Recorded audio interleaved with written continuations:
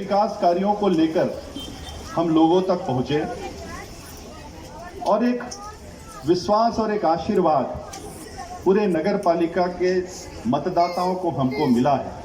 मैं हाथ जोड़कर उन्हीं सभी मतदाताओं का सबसे पहले बहुत बहुत आभार, बहुत बहुत धन्यवाद व्यक्त करना चाहता हूं। साथियों, आज हम उपचुनाव की इस देरी पर खड़े हैं। सबसे पहले मैं अपनी बात आरंभ करने के पहले जिसकी वजह से यह चुनाव हो रहा है, खैरागढ़ रियासत के राजा और हमारे विधायक आदरणीय देवव्रत सिंह जी को बहुत बहुत श्रद्धांजलि अर्पित करता हूं। निश्चित रूप से वो एक अच्छे व्यक्ति थे। इस मंच के माध्यम से तमाम अतिथियों के द्वारा भी हम उन्हें श्रद्धांजलि अर्पित करते हैं। बहुत लंबी चौड़ी बात नहीं कहूँगा, बहुत सी बातें हमने नगर पालिका चुनाव के सामने लगभग आप ही लोगों के सामने रखी थी। मैं मंच में बैठे बैठे यह सोच रहा था कि खैरागढ़ नगर पालिका के अंदर दो पार्टी के विचारधारा के लोग घूम रहे हैं। एक भारतीय जनता पार्टी जिसके तमाम शीर्षस्थ नेतृत्व यहां बैठे हुए हैं और दूसरे कांग्रेस के लोग। मैं ये सोच रहा था कि हम भारतीय जनता पार्टी के कार्यकर्ता या भारतीय जनता पार्टी के नेताओं के पास इस शहर में किए गए कामों की लंबी फेहरिस्त है।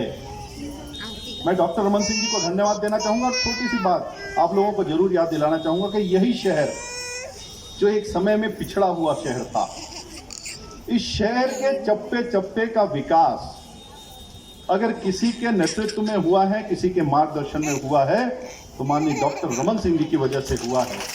एक भी ऐसा वार्ड नहीं छूटा जिसको मैं यह कह सकता हूं कि व्यक्ति अगर अपने घर का दरवाजा खोलता हो और उस समय के किए गए विकास कार्य उसके घर के सामने ना हो।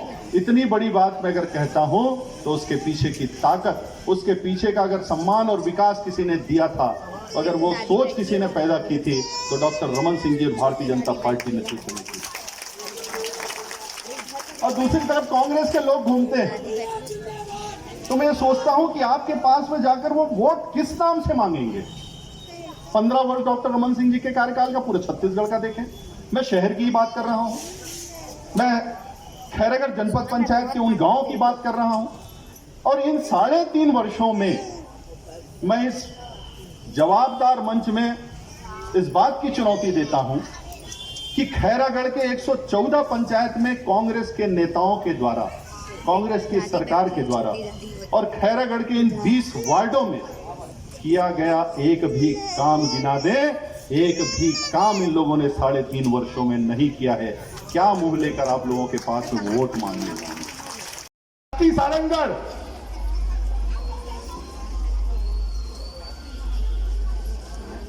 और अपना मनेंद्रगढ़, जरा कोई आपके नातेदार रिश्तेदार हो तो फोन करके पूछना। 6 महीना हो गया, 6 महीने से जिला नहीं बना है। 6 महीने पहले घोषणा की थी, वहां तो उनके विधायक हैं।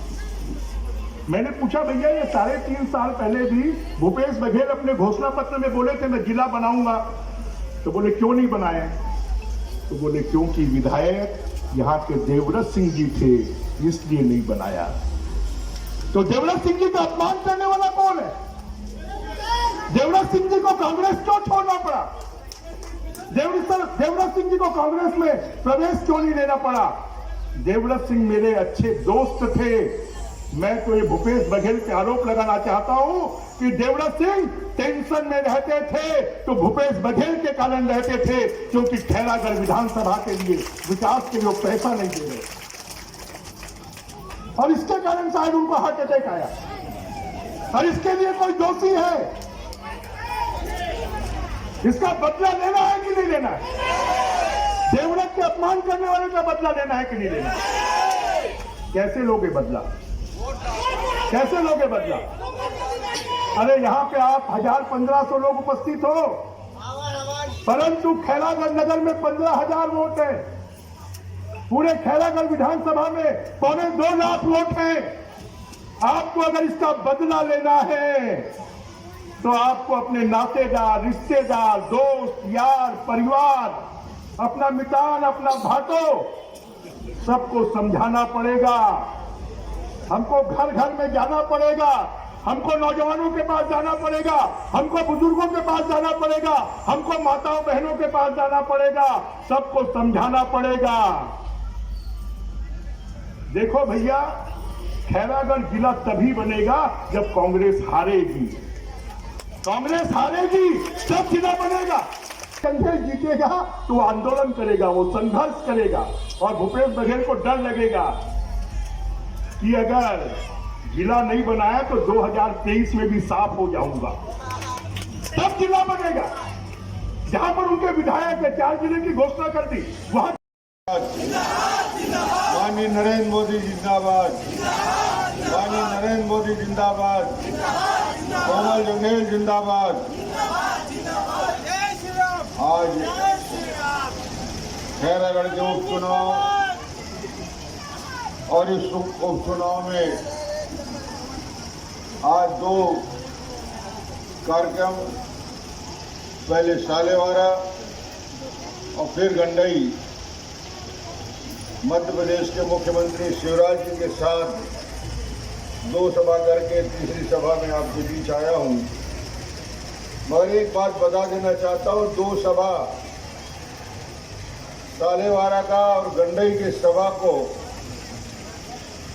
देखने के बाद मैं ये कह सकता हूं कि खैरागढ़ उपचुनाव की जनता ने मन बना लिया है और इस बार भूपेश बघेल को धूल चटाने का निर्णय ले लिया है। ये दोनों सभा को देखकर मैं दावे के साथ कह सकता हूं। आज इस कार्यक्रम में उपस्थित हमारे वरिष्ठ नेता ब्रिजमोहन अग्रवाल जी,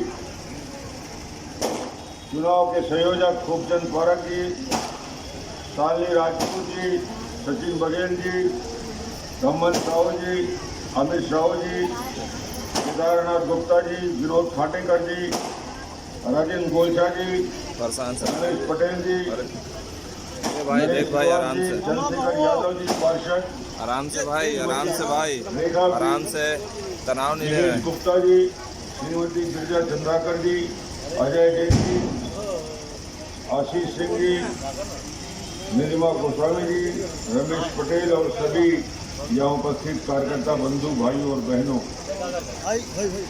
आज कुछ मुद्दों पर ही बात करूंगा क्योंकि दिन भर आज चर्चा होती रही। मैं सबसे पहला प्रश्न यहाँ आगे किया था, इसी जगह में नगर पालिका चुनाव के समय में आपके बीच आया था, पार्षदों के चुनाव में, और उस नगर पालिका के चुनाव का दहशत इतना है कि भूपेश बघेल को नगर पालिका चुनाव में कहना पड़ा कि नगर पालिका जिता दो तो मैं जिला बनाऊंगा। बोला था कि नहीं? पार्षद के चुनाव में इतना डर उसके मन में। मैं बार बार एक ही प्रश्न पूछता हूं, भूपेश खैरागढ़ की जनता से इतना डरता क्यों है भाई? इतना दहशत क्या है उसको? मुख्यमंत्री है, मंत्री है, 70 विधायक है, उसके बाद भी पार्षद के चुनाव में पार्षदों के साथ जिला का घोषणा करने वाला भूपेश बघेल जब खैरागढ़ नगर पालिका में खैरागढ़ की जनता ने उसको हरा दिया तो समझ में आया कि जिले की घोषणा से खैरागढ़ की जनता को भ्रम में नहीं लाया जा सकता। ये नगर पालिका चुनाव में आपने दिखा दिया। खैरागढ़ की जनता ने नगर पालिका चुनाव जीता है, जीत चुराया है कांग्रेस ने। अधिकारियों पे दबाव डाल के वोटों की हेरा फेरी की है। हमारे 6 पार्षद और जीते होते, पूर्ण बहुमत से हमारे भारतीय जनता पार्टी के पार्षद बने होते, मगर भूपेश ने षड्यंत्र किया। ये षड्यंत्र खैरागढ़ चुनाव का। और आज ये कहना चाहता हूं खैरागढ़ की स्वाभिमानी जनता से कि वो खैरागढ़ के चुनाव का बदला लेने का समय बहुत जल्दी आ गया। 12 तारीख को इसका फैसला करना है कि तुमने वोटों की हेरा फेरी की। कितना डर गए हो खैरागढ़ सुईकदान गंडई से कि खैरागढ़ सुईकदान के नगर पालिका के अध्यक्ष को बदल दिया, गंडई के नगर पंचायत के अध्यक्ष को बदल दिया, खैरागढ़ में हेरा फेरी की। यानी कितना षड्यंत्र करोगे भूपेश बघेल। आज तक हिंदुस्तान में कोई भी मुख्यमंत्री घोषणा पत्र जारी नहीं करता, मगर खैरागढ़ में मुख्यमंत्री ने 29 बिंदुओं में घोषणा पत्र जारी किया है। अरे मुख्यमंत्री हो भाई, मंत्री तुम्हारे पास है, अधिकारी तुम्हारे पास है, तुम क्रियान्वयन करने वाले हो। मगर जैसे उसने 36 बिंदु में कांग्रेस का घोषणा पत्र, पहले जन घोषणा पत्र निकाला था, उसमें झूठे वादे किए थे, वैसे ही ये वादे 29 वादे किए। ये 29 वादे का मतलब क्या है? खैरागढ़ में एक भी काम नहीं हुआ। 3.5 साल खैरागढ़ की जनता को भ्रम में रखा गया।